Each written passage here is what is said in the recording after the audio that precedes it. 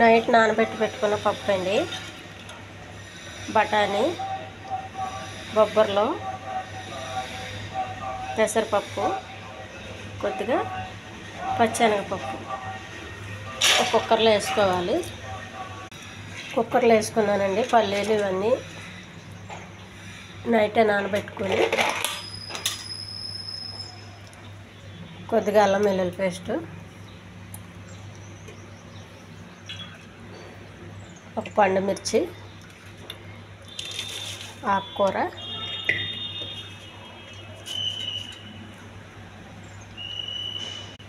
కొద్దిగా ఉప్పు, ఉడకడానికి కావలసిన వాటర్.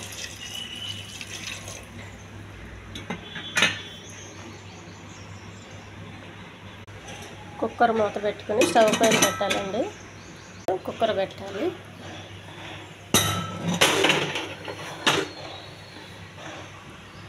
కుక్కర్ పెట్టానండి. తాలింపు అండి. పప్పుకి కావాల్సిన తాలింపు. కొంచెం ఆయిల్ వేయాలి.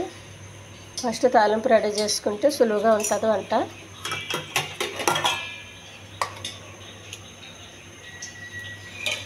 కొద్దిగా మినపప్పు పొట్టుతో ఉన్నది,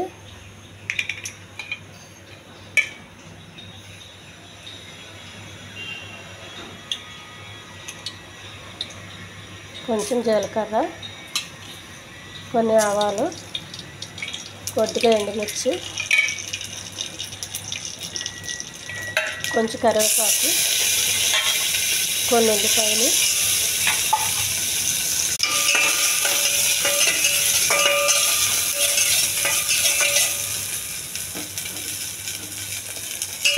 తాలింపు వేగిందండి.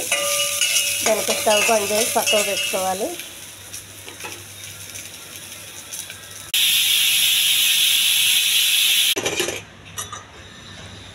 పప్పు ఉడికిందండి. దీన్ని కొంచెం ఈ పప్పు గుత్తితో మెత్తగా చేసుకోవాలి. ఆ వాటర్ అంతా వంపేయాలి ఫస్ట్ వేరే గిన్నెలోకి. పప్పు బాగా ఉడికిందండి. ఈ బఠానీలు, పల్లీలు ఇవన్నీ బాగా ఉడికినాయి. దీనికోసం మనం ఇలా మెత్తగా చేసుకోవాలి. ఈ ఛానల్ నచ్చితే సబ్స్క్రైబ్ చేయండి, షేర్ చేయండి, లైక్ చేయండి. దీనికోసం మనం ఎంత బాగా మెత్తగా చేసుకుంటే అంత రుచిగా ఉంటుంది. పప్పులో వచ్చిన వాటర్ అండి కొద్దిగా వేసుకోవాలి. పప్పులో వాటర్ కాబట్టి ఈ పప్పుని చేసుకున్న ఈ తాలింపులో వేసేయాలండి.